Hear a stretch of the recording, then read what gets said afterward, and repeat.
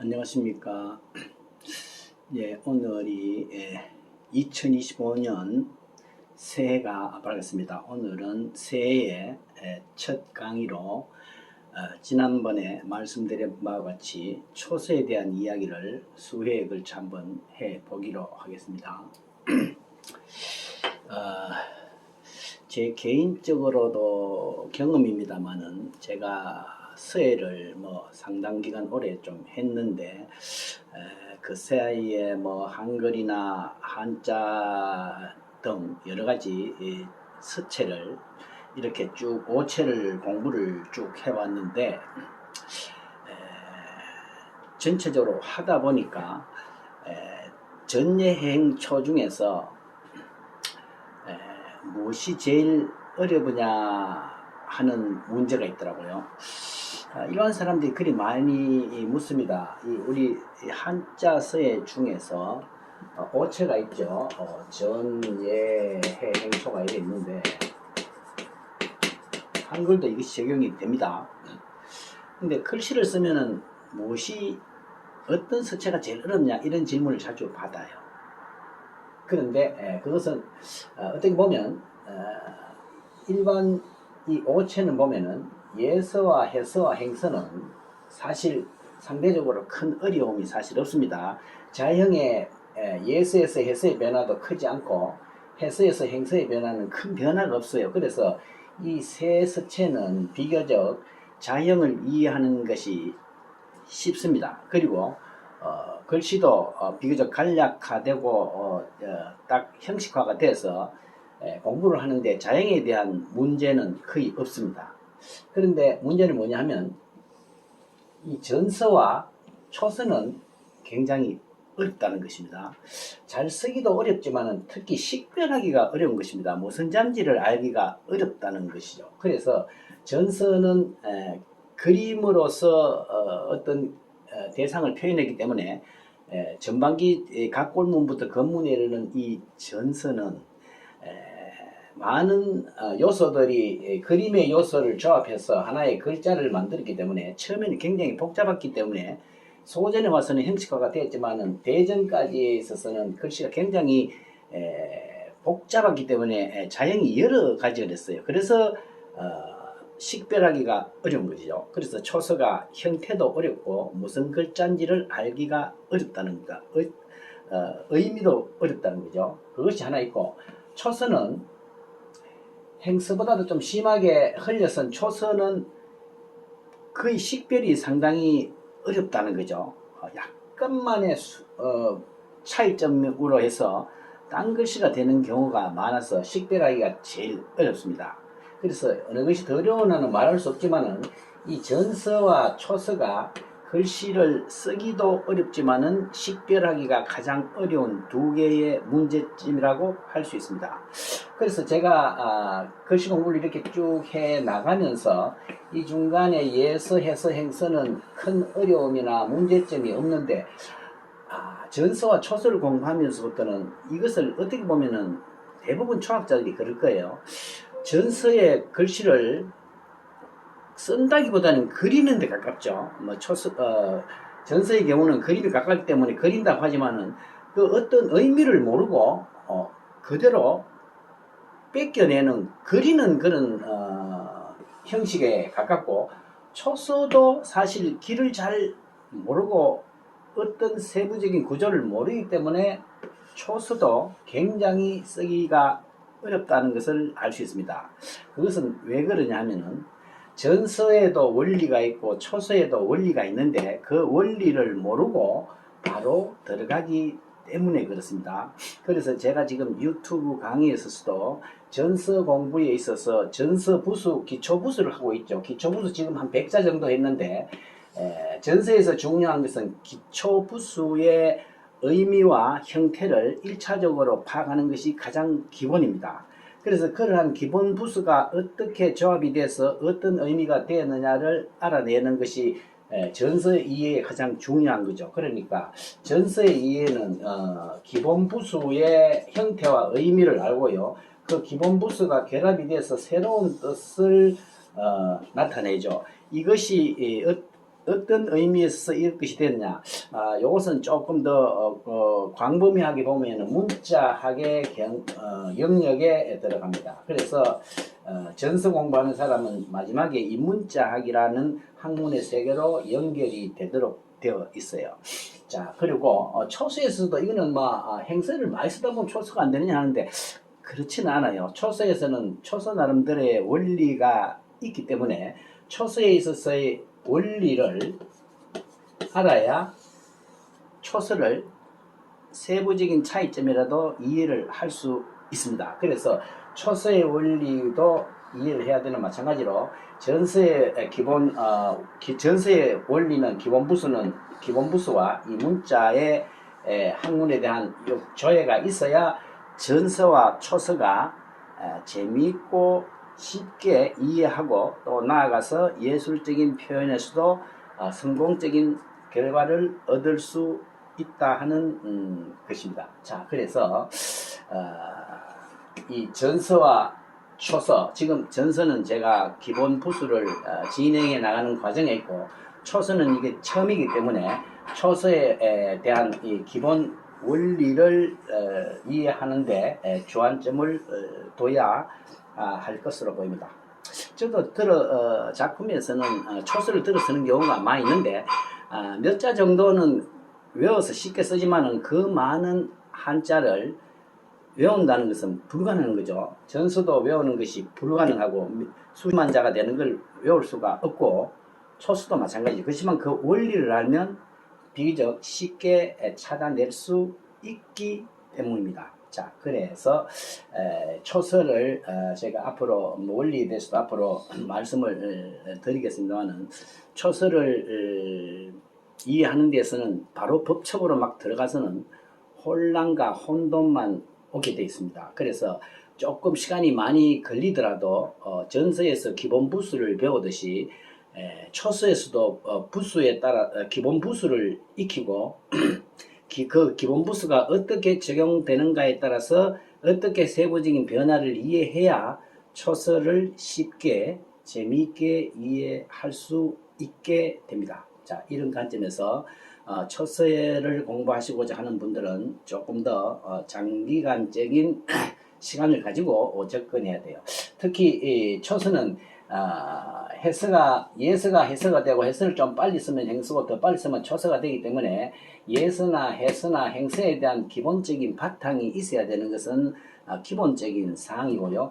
그리고 초서라는 것은 뒤에 또 설명을 하겠지만 이 초서라는 것은 제일 뒤에 발전한 서체가 아니고 아주 전서와 같이 출발한 글꼴이거든요. 그래서 초서의 이해를 위해서는 전예행초라고 하는 이것이 기본이 다져져야 초서를 온전하게 이해할 수 있기 때문에 초서 학습에는 너무 성급한 마음을 가지지 마시고 이 전체적인 전예행에 대한 공부를 병행해 나가면서 초서에 접근하는 것이 바람직하다고 이렇게 생각을 합니다.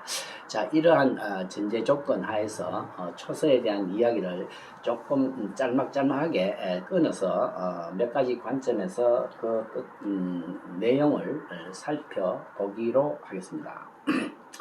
자, 그러면 초서란 무엇인가 하는 문제가 되겠죠. 자, 모든 일을 파악할 때는 그 개념을 정확하게 아는 것이 굉장히 중요합니다. 특히 개념을 파악하는 데 있어서 한자의 자원 또는 자의를 이해하는 것은 굉장히 중요합니다. 자, 우리가서는 이 초서지죠. 초서에서 서자는 글서자입니다. 지금 중요한 단어가 아니고 이 초자가 중요한 거죠. 초서란 무엇인가 하는 문제가 되겠죠. 자, 초서는 무엇인가? 사전에 보면 이게 풀초라고 되어 있어요. 뒤에 풀초라고 되어 있는데 이 풀초자의 자원적인 관점에서 한번 살펴보면요. 풀초자 이 자체는 근문까지는 이 풀초자가 없어요. 전국시대에 와서야 이 풀초자가 이제 쓰여지기 시작하거든요. 그래서 풀초자의 근본적인 글자가 뭐냐면은 기본부수에 있는데 이 글씨입니다. 이 글자인데 이거는 뭐냐면은 풀을 나타내는 철자예요. 풀철자예요. 땅에서 풀이 이렇게 올라오면 이렇게 되죠. 그죠? 처음에 풀이 올라올 때는 싹이 올라오지만 옆에서 나가지고 조금 크면은 이렇게 잎사귀가 이렇게 달리면서 요 모양이 되죠. 그래서 갓골문에는 풀철자가 있습니다. 풀초자는 없어요. 풀초자는 뒤에 와서 이 풀철자가 발전해서 풀초자로 가차돼서 쓰게 된 것입니다. 자, 그래서 이것이 풀철자인데 풀이 땅에서 싹이 올라오는 모양을 나타내는 풀철자의 갓골 문자입니다. 그리고 이것이 풀이 난 다음에 풀이 나면 보통 한 개만 나는 것이 아니죠. 옆으로 번져서 여러 개가 풀이 이렇게 나지 않습니까? 나무는 이렇게 하나로 올라가지만 풀은 옆으로 번지게 돼 있어요.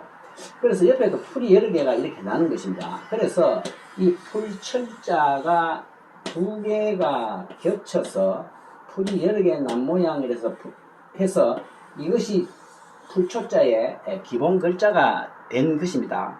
그렇다고 해서 이것이 통용으로 서에서는 풀초자를 이렇게도 쓰지만은 이 풀초자하고는 조금 다르고 이 풀초를 가차해서 후대에 요거를 풀초자로 쓰게 된 것이고 요것은 풀초 머리에만 정적으로 사용하게 된 거죠. 예서에서는 이렇게 되든지 이렇게 초서에서 행초에서는 이렇게 바뀌죠. 요 모양이 이렇게 바뀌고 행초에서는 이렇게 바뀌죠. 초서에서는 이렇게 되고요. 자, 그래서 요것이 뒤에 와서 풀철자가 후대 와서 이 풀초자가 이 두 개로 겹치면서 풀초가 되고 요것이 가차가 돼서 풀초로 이렇게 쓰여지고 있는 것입니다. 자, 그러면 이 풀초자가 가지고 있는 의미가 무엇이냐 하는 것이죠. 이 풀이란 것이 어떻습니까? 우리가 잡풀 이렇게 이야기를 많이 하는데 나무 같은 거는 곱게 꽃 같은 거는 곱게 이렇게 피는데 풀 같은 경우는 굉장히 이렇게 옆으로 퍼지면서 좀 산만하게 크죠. 원칙이 없고 굉장히 난잡하게 좀 크고 굉장히 거칠게 느껴지는 거죠. 그래서 후대에 오면서 이 초자가 조금씩 의미가 변화를 하면서 풀초자의 이 초자로 가차해서 쓰면서 거칠다, 그리고 난삽하다, 난잡하다, 난삽하다, 난잡 또는 난삽하다. 그 다음에 이렇게 가지런히 나는 게 아니고 난잡하다 또는 바르지 못하다, 바르지 않다. 뭐 이런 개념으로 약간씩 변이가 된 것입니다. 그래서 이 결과적으로 이렇게 쓴다는 것은 이것을 글씨로 표현할 때 이 원리가 이 개념이 전용이 되면서 초자가 들어가면서 초서가 돼요. 그러니까 굉장히 뭡니까? 거칠고 난삽하고 마르지 않는 그런 글씨라는 뜻이겠죠. 그래서 글씨를 쓰는데 또박또박 쓰지 않고 굉장히 거칠고 난삽하고 이렇게 알아보지 못하게 이래 쓴 글씨를 초서라고 하자, 이렇게 형식적으로 굳어지게 된 것으로 볼 수가 있습니다. 이러한 개념에서 초자가 들어가는 내용 중에서 우리 초고라는 말이 있죠. 초고. 원고를 처음 쓸 때 초고 쓰죠. 우리가 초고 쓰는 데는 정자로 쓰지는 않죠. 그죠? 초고를 쓸 때는 굉장히 자기가 혼자만 알아볼 수 있을 정도의 빠른 글씨로 이렇게 초고를 쓰는 거죠. 남이 잘 알아보지 못할 정도의 글씨가 있습니다. 뭐 쟁자위 재질문고 같은 게 그게 초고라고 하지 않습니까? 그래서 이 고자도 쓰기도 하고 별집고자라고 해서 역시 날려선 이 글씨를 해서 초고라고 이렇게 불러 쓰고 있습니다. 말하자면 초서라는 것은 또박또박 쓴 것이 아니고 비교적 거칠고 난삽하고 바르지 않게 그렇게 쓴 글씨로서 속도 면에서도 굉장히 빨리 거칠게 쓴 글씨, 그것을 그런 개념을 당겨서 불초자를 당겨서 초서라고 이렇게 얘기합니다. 저는 제일 처음에 초서라는 것이 풀이 이렇게 보면 막 이렇게 꼬글꼬글하게 나지 않습니까? 그래서 글씨를 쓰는데 막 꿀꿀꿀꿀 하고 해서 그러한 풀의 형상적인 그죠? 곡선적이고 아주 난삽하고 얽히고 설키고 이런 풀의 형상에서 초자를 가져왔지 않나 하는 저 개인적인 생각이 있는데 아마 그런 의미도 내포되어 있으리라 이렇게 봅니다. 자, 그래서 우리가 이 초서를 이해하는 데 있어서 초서의 개념과 그 형태 우리가 그리고 있는 우리가 부르는 개념에 대해서 기본적으로 알아두면서 초서에 대한 이해를 하는 것이 바람직하다 이렇게 생각을 합니다. 자, 결론적으로 말하자면 초서라는 것은 풀철자에서 풀초자로 이렇게 발전하면서 그것이 가차되어서 이 풀초자로 되면서 이러한 개념들이 서예적 관점에서 씌워지면서 좀 거칠고 빠르게 난삽하게 쓴 글씨꼴을 초서라고 한다고 볼 수 있겠죠. 이 사실 이 풀철자가 요건 풀철자고 요건 풀초자인데 위에 이 하나 더 들어가는 게 있어요. 이것도 역시 풀인데 풀이 아주 우거진 모양이다. 회자입니다. 풀 요새로 쓰면은 이 회자입니다. 회자 예십자 세 개 한 거. 풀 회자예요. 다 풀에 대한 관계에 있는 이 세 글자입니다. 비교적 상대적으로 관계를 지으면 쉽게 이해를 할 수 있을 것이라고 봅니다. 그래서 지금 제가 하고 있는 전서 공부 중에서 실제로 글씨 쓰는 것보다는 기본 부수를 이해하는 데 좀 관심을 두시고 초서에 있어서는 역시 마찬가지로 기본 원리를 이해하면서 초서의 기본 부수 있죠. 초서의 기본 부수를 이해를 하는 것이 중요합니다. 초서의 기본 부수와 원리라는 것은 딴 글자는 해서나 예서 이런 것은 하나의 기본 글자가 좌우 상하를 가더라도 크게 바뀌진 않아요. 그대로 거의 8, 90% 형태로 쓰이는데 이 초서는 기본 부수가 왼쪽에 오느냐 오른쪽에 오느냐 위에 가느냐 밑에 오느냐에 따라서 글 형태가 부분적으로 많이 바뀝니다.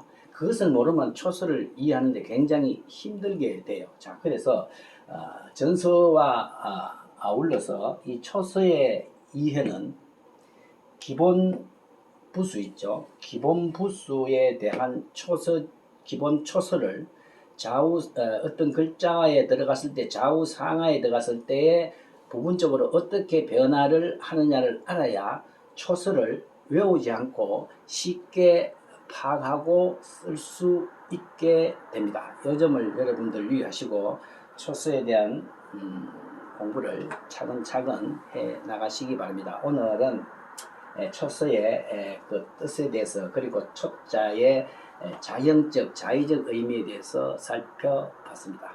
네, 오늘은 여기까지 하겠습니다. 감사합니다.